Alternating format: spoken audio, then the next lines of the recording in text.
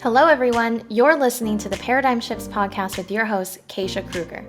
I'm an organization development practitioner and executive coach, working with leaders to create positive changes in the workplace using behavioral science. My personal mission? Share science-based tools and leadership insights from the field that you can use in the workplace and beyond. Considering we spend about 3/4 of our lifetime at work, there is incredible science and organizational psychology that can be used to rethink the way we work, lead, and ultimately live. Join me as I speak with thought leaders and business leaders in practice, unpacking light bulb moments for paradigm shifts. Hello, everyone. On this week's episode, we're chatting with Nicole Greer on building a vibrant culture, and Nicole knows all about that. As a principal coach and CEO of Build a Vibrant Culture, Nicole helps individuals, corporations, government, faith-based organizations, and nonprofits become the people they were created to be through fulfilling a mission to work in teams and exemplify vibrant leadership. Using transformational change, leadership coaching, and training programs, Nicole offers foundational tools and uncommon wisdom to build a vibrant culture. Nicole is a serious entrepreneur with experience in coaching, marketing, mastering first impressions, learning and development, and sales. Nicole is a speaker, trainer, facilitator, executive, and business coach. Visit www.vibrantcoaching.com to learn more. And if you haven't already, hit that subscribe button. Do yourself a favor and click it right now. We have got some incredible guests coming that you do not want to miss. Hello, Nicole. Welcome. Oh, thank you for having me. How are you? I'm doing fantastic, and I am so pleased to have you on my podcast. I was just on yours, so it's so nice to be able to switch positions every once in a while, see what it's like on the other side. Absolutely. Well, us organization development ladies, we can't get enough of this stuff. So if we can find an opportunity to figure out how to talk about it, we've got to get it done. That's right, and that's when you know you're in the right field, when you're super passionate and we're out here doing the work.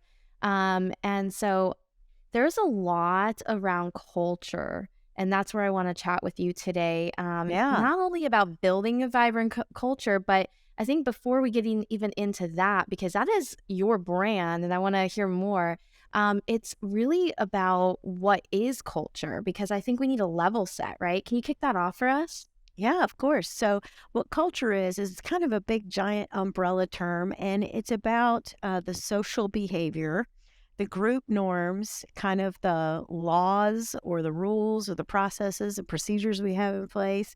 It's about the customs that we have in place in terms of what we do in this organization. So it's just like if you came from a big Italian family or a big German family or a big Japanese family, you have these certain things. You have a language that you speak, you have rites, rituals, and rhythms.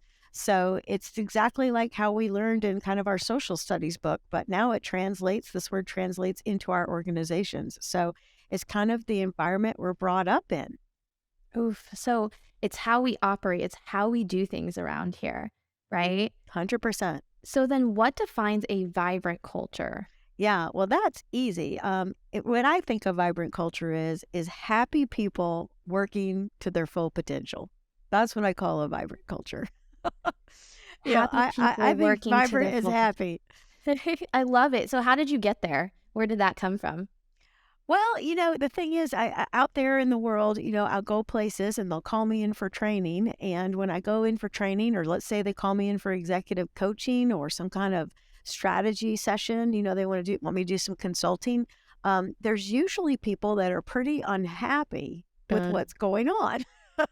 And I tell you, the minute people get some good coaching, they get their head in the game, they shift their mindset, they get happier. They're not thinking about things maybe the way that would really serve their career and their organization.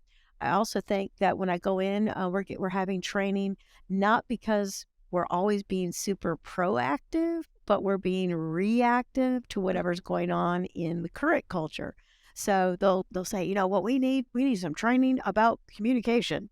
And so there's people who are unhappy about the communication. But here's what I know. Once you get some tools and some strategy systems and smarts in place, and people learn to communicate, you get them talking to each other in that particular session, people go what I call up the feeling scale. And when people go up the feeling scale, we get a lot more work done. Yeah, I love that. Thank you for sharing. I think that's really critical to understand the reactive versus, being proactive. Now, when we think about culture, it's so intangible. It's not something you can really touch, right? So, how does someone know what the culture is? Yeah, I think what leaders need to do is they need to set down in on paper a story about what the culture is like. Now, it could be current culture they could write down, and then I think it's very important to write down maybe an aspirational state. So here's the culture that we're after. My favorite culture is a culture that is full of learning, and again, happy people who are working on developing their potential. And I don't know about you, but when I was coming up through the ranks when I was a youngster and I was, moving through my company, I was super happy if I had a leader who was engaging with me and was looking at me saying, I think you can do better, but not in a way that felt like I was in trouble, but in a way like, okay, I'm going to teach you a little something and then I want you to put it to work. And then I want you to watch yourself be amazing. Somebody who Okay. really cared about pulling that potential out of me. And that's what I think people need to do. They have to do two things: get 10 stories in place. There are 10 stories that leaders need to be able to tell. One is about where we're headed. One is this is the kind of culture that we have, and be able to say that to people, be able to articulate it well, and have stories to illustrate that it's happening. And then they need to have employee performance management in place.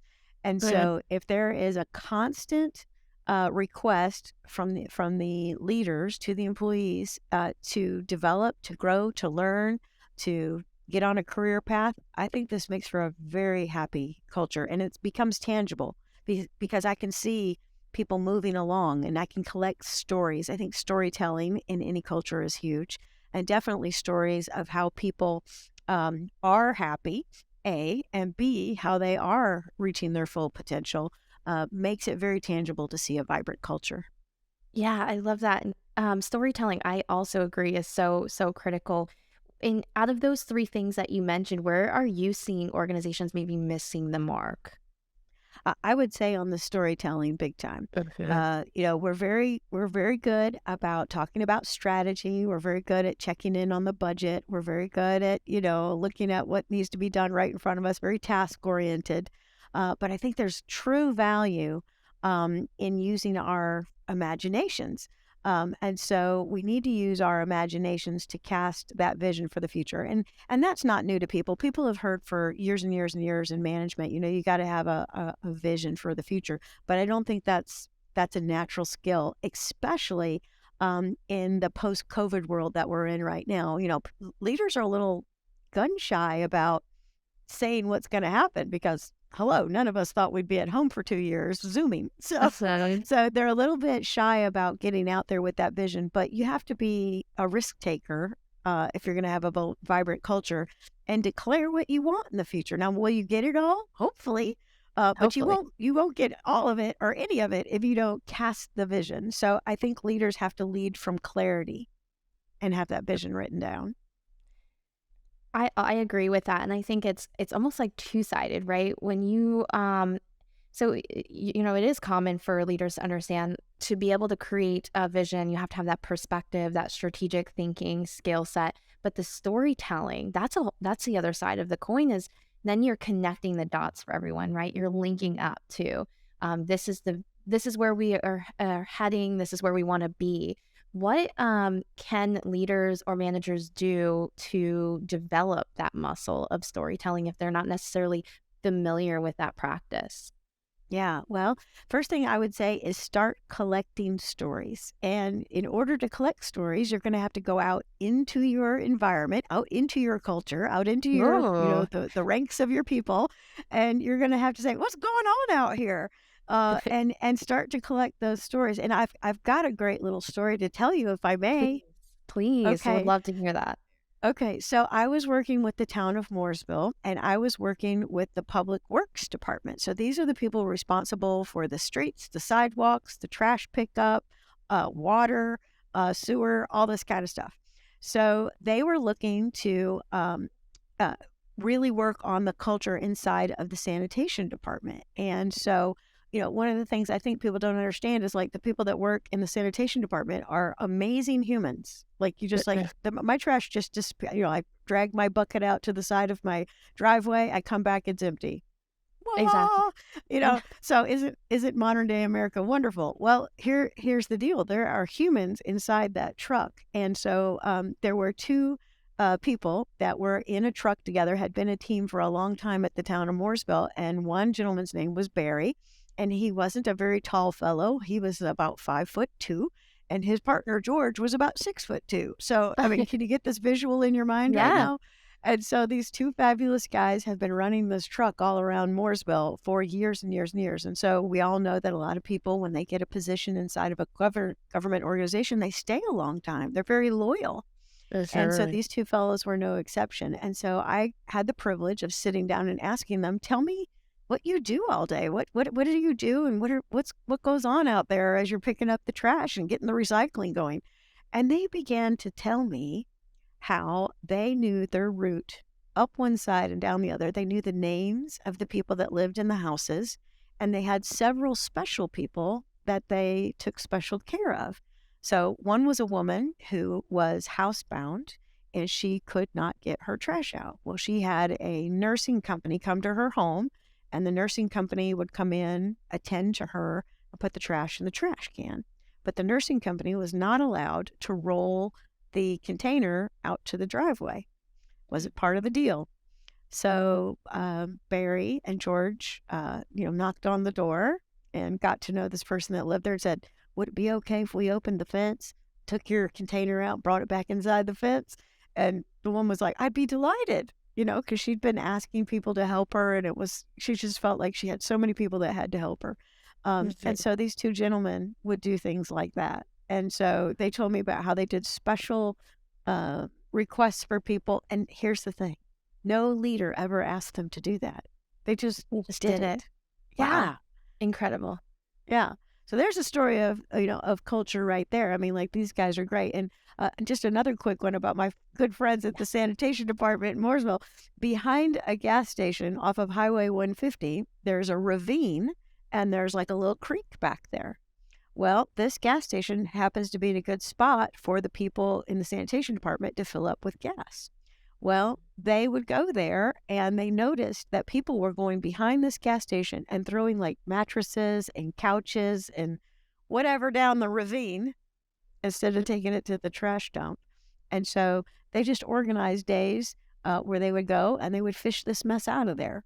And they would, and so like, we don't know what people are doing. And here's the thing, the people inside of the organization at Town of Mooresville, do they need to know that their brothers and sisters that work in sanitation are doing these amazing community efforts? The answer is yes. Yes. Yeah. And so, and then when, like, I'm so happy just talking about George and Barry, I can't hardly stand myself right now. I want to But be friends with George and Barry right now. It's you do. amazing. You Yes. absolutely do. These are great people. But long story short, I mean, we started telling stories around inside the town of Mooresville, North Carolina, because it also upgrades the value, right, of some things that we take for granted. So that's just an example. I mean, those are two happy cats rolling around in a garbage truck. Do you see what I'm saying? Yeah, absolutely. So if I'm a leader, I'm going out, I'm going to go collect those stories. I'm going to bring them back into the organization and even share them out with our community.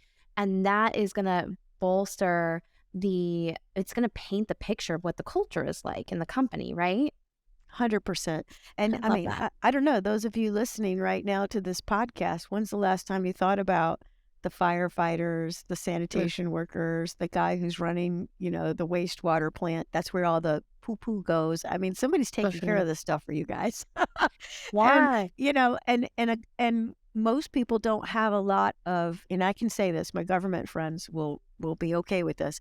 A lot of people don't respect the folks that are our public servants in the way that they maybe should stop for a hot second and think about, what if our city broke down or our town? What would we all do with our garbage and our stuff?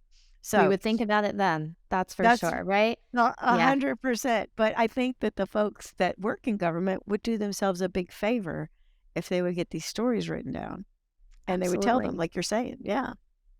I love that. And one of the important things that you mentioned that I want to call out is that you said there was not a leader who asked them to do that. So when we talk about culture being this intangible thing, it truly could be tangible when you collect those stories, right? We are now Absolutely. making an absolute tangible, objective thing. This is how we do things around here. We care about the community and the members in the community, and we want to make a bigger impact and leave the world a better place. That's the kind of culture I would want to be part of. So when I was going to ask you, who contributes to impacting a culture? Is it just the leaders, or is it also just anyone who exists within the organization? Oh, it's all the humans. Every All the human humans. is contributing. Yeah, and Yeah. one thing I want to say about that particular question is a culture. So I want to break it down for folks, if I may. Yes, sir. Okay, so there's this big giant thing called a culture. So let's say, for example, you have 500 employees. Okay, so within that one company culture, you're actually going to have many climates, is how I'm going to say it. You're going to have many climates.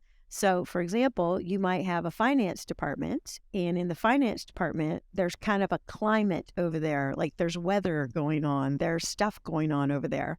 Now, while we may all operate from the same core values or have them hanging in the wall in every department, and have the processes and the procedures manual and the employee onboarding handbook and all the stuff that we put inside of our organizations, that leader in that particular climate of finance is either upholding the culture or not, or creating Yeah. their own.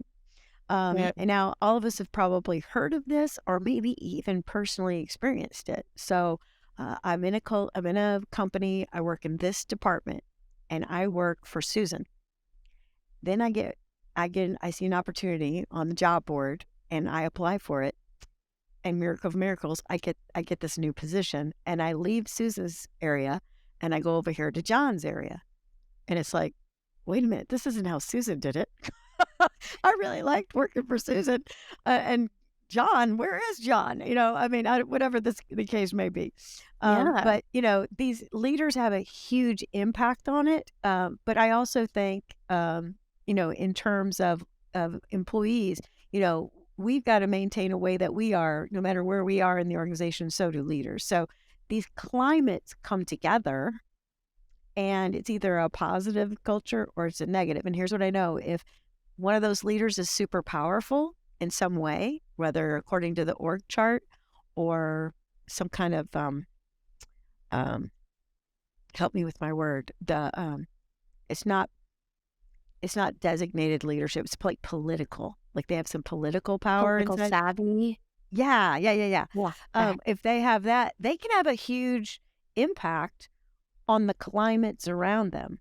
So, Oh, okay. so, Okay. so, so the leaders can impact that climate, but then if that particular climate is negative and it's next, it works a lot with another climate inside of the organization, like finance works with payroll and payroll, works with HR, that whole area could get seriously positive and vibrant and amazing and happy, working to our full potential, or it could be a real downer and terrible and awful. Right. Which is So we want the powerful leaders that are positive and setting good influence on other climates. What happens if we have a leader who's maybe doing the reverse of that? It's going to spread. Is that what I'm understanding? it can definitely spread, and it spreads in a couple of ways. One, let's say we have somebody in a department and they are not a great leader, and they're negative. They bring everybody what I call down the feeling scale, Okay. and they have a very negative climate. They might interact with another department on the regular, and when that happens, we're going to slow down trust. And we're going to begin to gain a negative attitude because, oh my gosh, I have to call over to that department. I don't want to do that. Will you call over there? No, you do it. It's your job. So we're inside of our happy culture, complaining and whining and upset about these bad people we have to call, right? So Oh, it's all the cross pollination between these different areas. And again, if we harken back to a country, if you live in the northern part of the United States, things are different than the southern part, which are different than the things in the Midwest that are different from the things on the West Coast. So when you have this large culture, it's so important that the executive leader, the CEO, the COO, the chief experience officer, there's all sorts of chiefs up in the C-suite. Those folks have to be so intentional about how they talk about, this is how I want you to run your climate. I love Culture that. sometimes can be so ginormous. It's almost like, who's going to do this? And that's why I think you said it's like kind of intangible and you can't get your arms around it. But you can Right. get your arms around your little part of the world, right? Or part of the company. I love that. So culture is ambiguous. It's the collective efforts of all the individual leaders that are in charge of these individual climates or teams.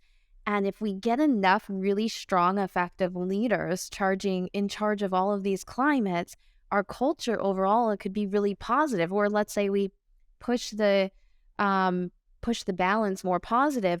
Have you ever Absolutely. experienced an employee who maybe is in a more of a negative climate, but they see all this positive culture around them and Right. there's some dissonance there, right? And would that break down some integrity and their belief or trust in the company overall? 100%. And that's the guy or the gal that's getting their resume together and watching that HR job board on the regular, right? They're like, I got to Yeah. get out of here. I got to get over in John's group or Susan's group or Yeah. whoever's the better leader.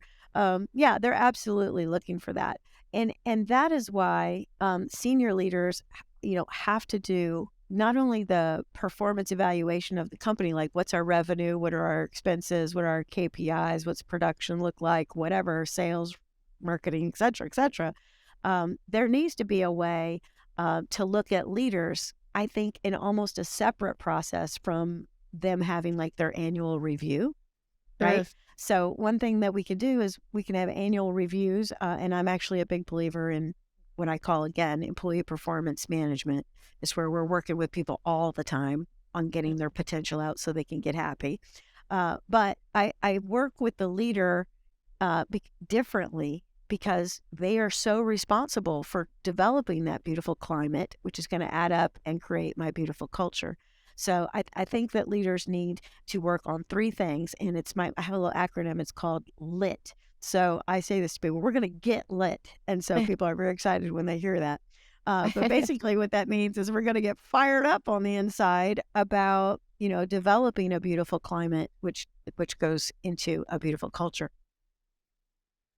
Thank you for sharing that. That is so powerful. When you talk about employee performance management, I think, as you mentioned, working with employees and leaders on a continuous basis, I think that feedback loop all across the entire cycle or employee life cycle is really critical, and that we're not Mhm. just gauging and measuring year-end evaluation stuff, right? Because that's looking at past performance, but we're taking intentional time and consideration with touch points throughout the year to talk about what's going well now, how can we course correct, and then maybe next quarter. And those touch points are critical for even if a climate is starting to maybe go downhill, shifting it back in the right direction, I imagine. Yeah. Yeah, and I love what she said, so don't miss everybody what she said. She said, "There's stuff in the past. How'd you do this year?" Okay, but employee performance management, so thank you so much, is being clear about setting goals to move people to the future. Good. And again, it not only do we cast a vision for the company, by 2025 we're going to be doing all this and in these markets and selling to these types of customers, whatever. But there's like, where's Nicole going to be? In 2025, what position will she be in? Now, a lot of leaders are like, well, I can't talk to people about their future. I can't guarantee it.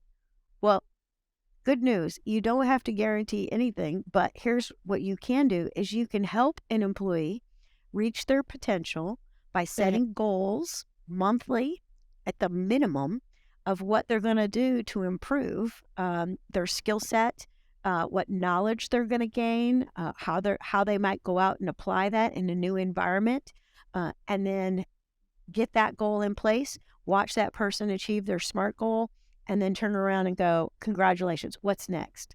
Because what we want to do is we want to build what Peter Senge said in his seminal book. We want to build what we call a learning organization. So there's this That's little right. book. It's not a little book, is it? No, it's a big fat No, book. It's called Big Fat Book. Yeah, and it's called The Fifth Discipline, which I still love that book. So we both had to amazing. read it in school. Yeah. Yes, we did. And first, you and I both know how important it is for individuals in a company to feel like they are being invested in and that they have the opportunities to grow and develop. But tell those listening just how critical that is. I love when you said, people get afraid of talking to their employees about the future. But what happens if we don't include a future or growth and development opportunities in our conversations with employees? Yeah. Well, first of all, I think people get bored. The really Good. smart ones and the good ones will leave and go somewhere else. That's what I think. Yeah, And the ones that stay behind are probably have some angst, right? And so right. now we're developing that negative culture. We were full of angst. There's no opportunity here. And I'll tell you a quick story about that. May I tell you a story? Because I Please, think please, stories please. illustrate. Okay. So, and I love the stories, everybody. Everybody write down the word stories. Okay. So I was working with this manufacturing organization, and I go in there and I'm going to work with these like mid-level managers. And I have this great group of guys and gals in there, and they're just fun. And I was trying to make them laugh, and they laughed. So that's my favorite audience, one that laughs at my jokes. And so we're going to talk about leadership and everything. And so we get in there, and one of the young men says to me, Nicole, we just can't do that. We can't talk to people about the future because it takes forever. Like, this is the language he's using. It takes forever to move up around here. People just don't quit. And they don't move on. They're in their job for 30 years. It takes forever. And I said, really? What's your story? How'd you get where you are? And so he says, well, I started working here when I was 17 years old. I started in the apprentice program. They gave me a mentor. And then when I graduated from high school, I got on third shift. And then they made me a team lead. And then they made me a supervisor. And now I'm over the whole third shift. I said, how long will that take? He says, about 5 years. I was like, well, that's not forever. 5 years is not forever. And he was like, oh, yeah, hey, you're right. So sometimes we have like distorted thinking or some belief in place, and maybe he got that from somewhere. It takes forever. But the truth of the matter is that particular organization is growing like mad and looking for people to be in leadership. So Yes. sometimes we have a bad belief in place, or we haven't stopped to really look at what the truth is about how people can move up. And so I'm like, dude, you got to get your story written down. That's what my answer to him was, and start telling it to every person that's going to join third shift and everybody don't miss. Who wants to work third Absolutely. shift? Oh my goodness. And you know what stood out to me with what you just said is that we are circulating stories around the organization that maybe are not true and they are Right. limiting our potential and they're limiting the potential of those that we're trying to grow and develop. And we aren't challenging the status quo, we're challenging our assumptions enough. So the next time anyone listening that you say to yourself, oh, this is how it's done, I want you to stop, take a pause, and ask yourself, who told me it's done that way? Is Huh. it really done that way? Why is it done that way? Can it be done a different way? And just get really clear on the answer for yourself, because I am imagining that we may have a distorted view and we are limiting our own potential and those around us, right? I 100%. I think you're right. Yeah, thanks for pointing that out. So, we talked a lot about, what different contributing factors are impacting culture, the teams, the climates, as you say, Uh-huh. versus the overall big, huge body of culture. And now I want to kind of pivot a little bit to when we bring people into the organization and how that is a really juicy spot for us to Oof. amplify our culture, if you will, because there is an opportunity for our organization to be really awesome at selecting and recruiting. Talk to me about that. Okay. So your culture starts with the job placement ad you put out there. So Yeah. that's the first thing I want to say. So I do a little talk. I do it for a lot of Society for Human Resource Management organizations here across America. They're like, let's do the recruiting talk. I'm like, okay. So in that talk, I say, you got to look at your job placement ad. So unfortunately, some people just take the job description for the job and post that out on an Indeed or wherever they post it. And that's a big, big mistake, because what you want to do is you want to put a job placement ad out there that talks about what you're trying to build. And so, Nicole Greer is all about building a vibrant culture. So you need to talk about the fact that you're trying to do that at your organization. If you don't have it in place yet, that's okay. But you can say, this leadership team over here is conscious. The person that interviews you is trying to do this, and you're going to be part of the answer, right? Can we So add stories at this point? 100%. Yes. And here's like a little known fact. Okay. On Indeed, you can post videos and you can post pictures with your job ad. Do people Wow. do this? Everybody say no. Nobody does this. But it's sitting right there for you to do. And Talk about you can, illustration, right? right. And so you could have a little video that's like, hi, I'm Nicole. Come work for my company or in my department or whatever. And so today's video watching, video game playing generation that's coming to work for us, they will love that. They would much rather Absolutely. watch that video than read your job ad, right? Although you got to do both, right? So Do both. that's right, do both. But there's a company I worked with for a long while, and it's a credit union, and they are a small but mighty little credit union. And that particular credit union, they had like a backpack drive that they did for their local communities, and like got epic amounts of backpacks and pencils and things donated. I mean, it was just like so much, it was crazy. And then they had like employee appreciation day with like, the cornhole, and the marketing directors cooking hamburgers, and all this stuff is going on. And they had a gentleman inside their organization that was an opera singer, and he was sang in the opera at the Blumenthal. So it was like, put everybody on a bus and take them to the Blumenthal. We're going to go watch him sing in the opera. And so everybody got on the bus and dressed up and went to the opera. I mean, this was their culture. Now they took pictures of all this, put it smack dab right on Indeed. And then the job placement ad didn't read like looking for, teller at the credit union. It read more like this: do you want to be part of a vibrant, exciting community of people who love each other and love serving our members? You must have a half glass full attitude, and like all these kind of things. And I helped him write the job ad. And so some people look at this job ad and are like, that's weird. Half glass full. What kind of crazy outfit is this? And so goodbye. We don't want you to work here. And then other people read it and they're like, oh, this is different. Oof. Yes. I want to be part of that. And then they see the pictures of everybody dressed up and at the Blumenthal. Where do you want to work? I want to work there.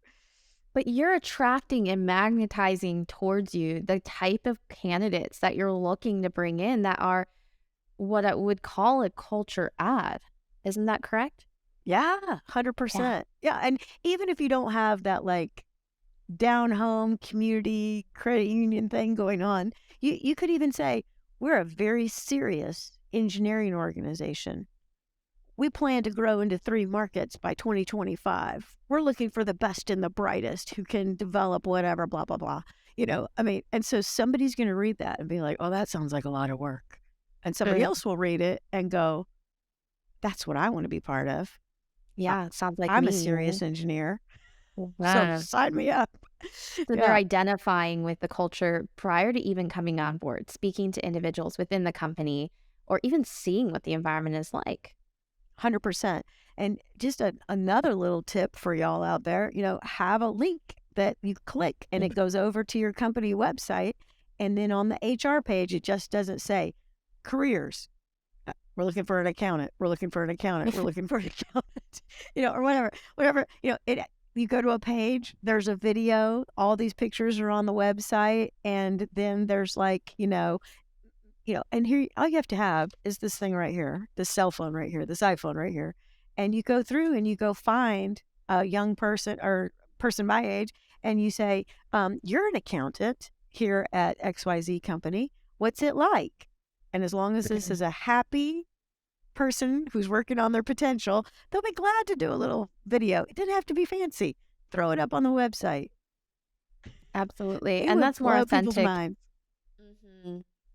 And so that's such incredible practical tips to take away. And thank you for sharing that. Of course. And now I'm imagining so much illustration in this conversation. I'm like, imagine you've got me in the mode to imagine now. Yay. I'm imagining we've brought these candidates closer to us who are more in alignment with the culture, how we do things at our company. How do we know if this is the right person for us?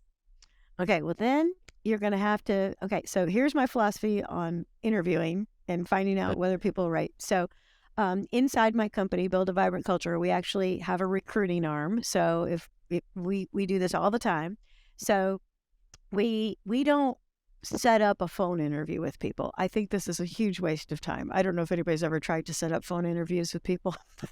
Waste of time. So what you You do heard it is here first, folks.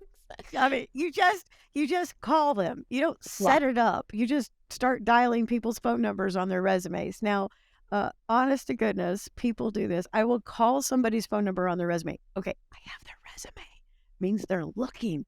And I'll Yeah. call their phone number and it'll be like, the voicemail is full and you cannot leave a message. And I'm like, what? So Mm. you're out. You're out. If you Yeah. cannot manage your email or your voicemail, you certainly can't manage being an accountant at my very fancy company. So you're out. Right. And then other people will be like 2 o'clock in the afternoon and I'll be dialing for people, and they'll be like, hello. I'm like, Sleeping. hey, what are you doing? Taking a nap. I'm not sure if the work ethic's there.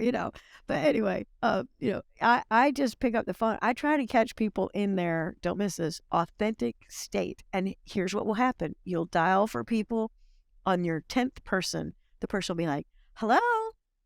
And you're like, hot dang, I got a live one here. They know how to answer the phone. And so you get them on there, you have this impromptu conversation. And when you ask them some general questions, tell me all about you, tell me why you're looking for a job, what are you hoping will be different in your new position? And they can just be like, talk about it. You've got yourself a real sharpshooter in the situation. And you're like, hot dang. So then you set up the 1 hour interview. And so when I set up that 1 hour interview, I do it over Zoom and I get permission to record it. And this is so fantastic because I can relax in the interview. I don't have to take a ton of notes. If a thought comes, like I'm going to ask her this next, I might jot down my next question, but I don't have to take all these notes. So I interview the person and it's so fantastic because later on you can rewatch it.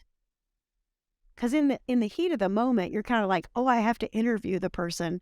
So your focus sometimes is more on what am I doing versus what are they saying?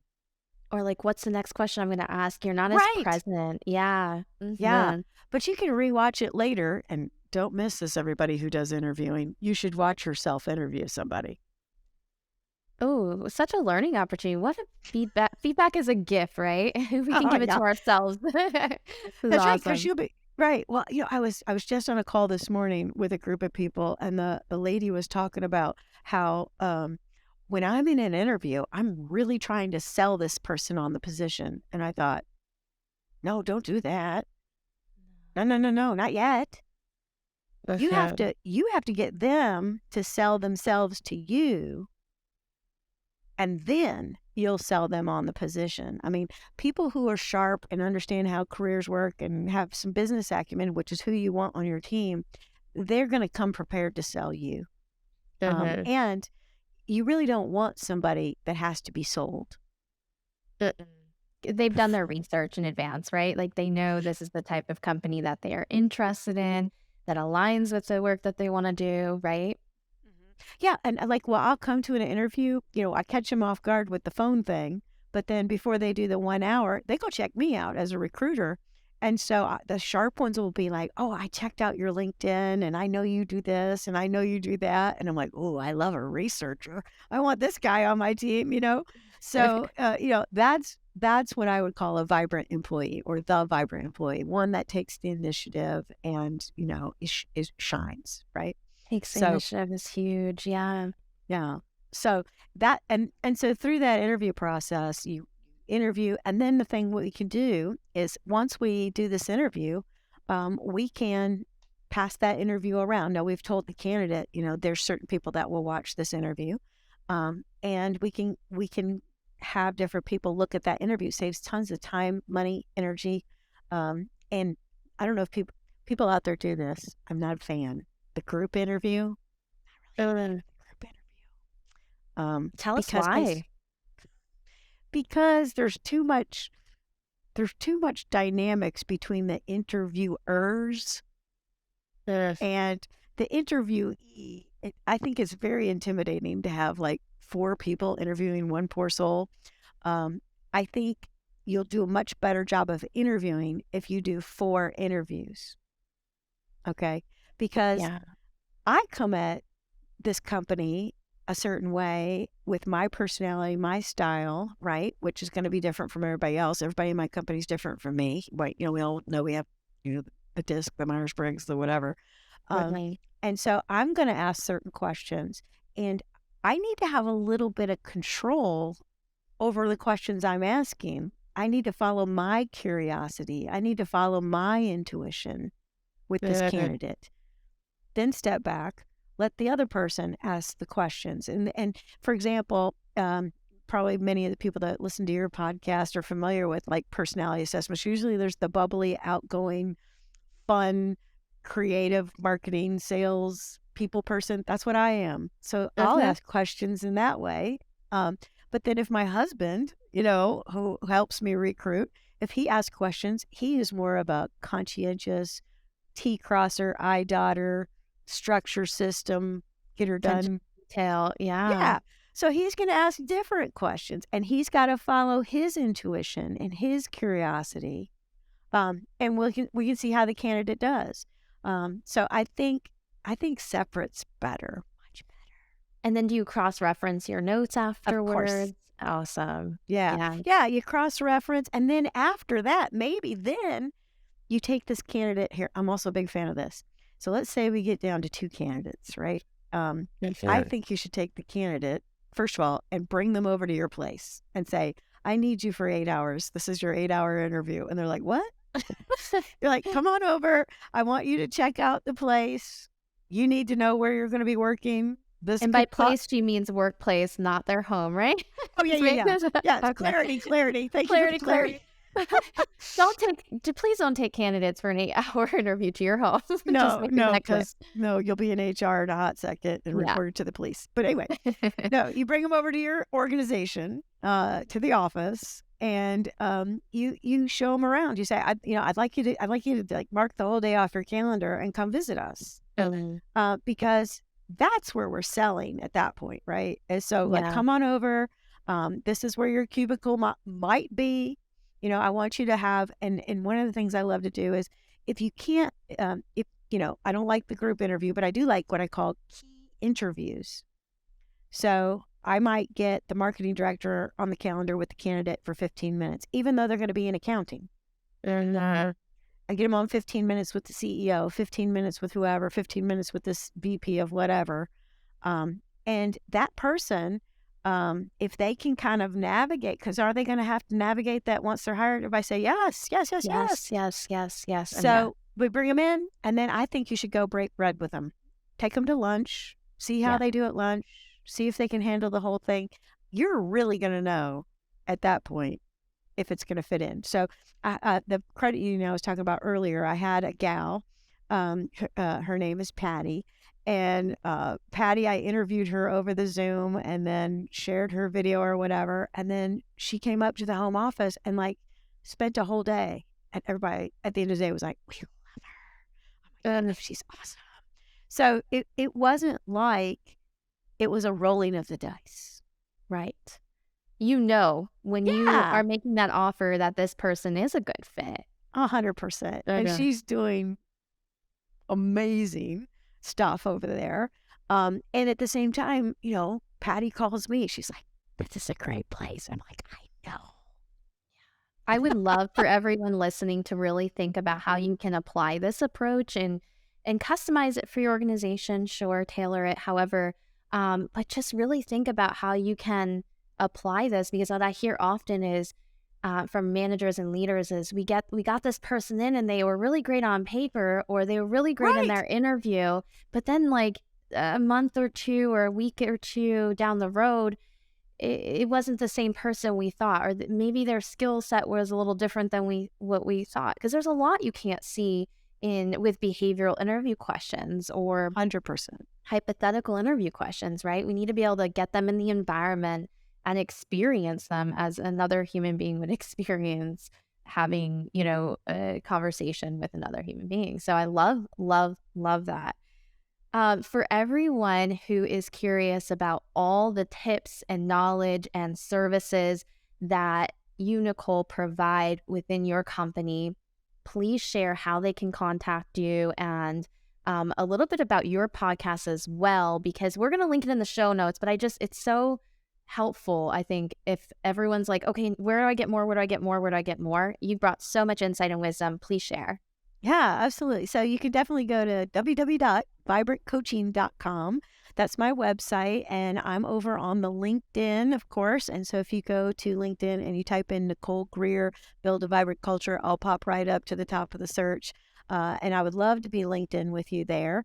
I'm also on, all the stuff, the Twitter, the Instagram, the Facebook, all those places. I hang out all those places. And then my podcast is the Build a Vibrant Culture podcast. And you were so generous to be on my podcast.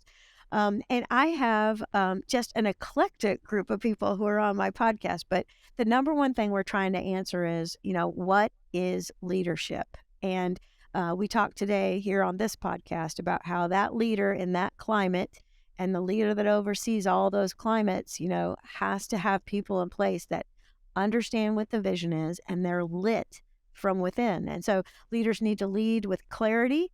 They got to have that written down set of 10 stories. They've got to have their vision. Here's where my department's going. And if our department goes there, the whole company goes there.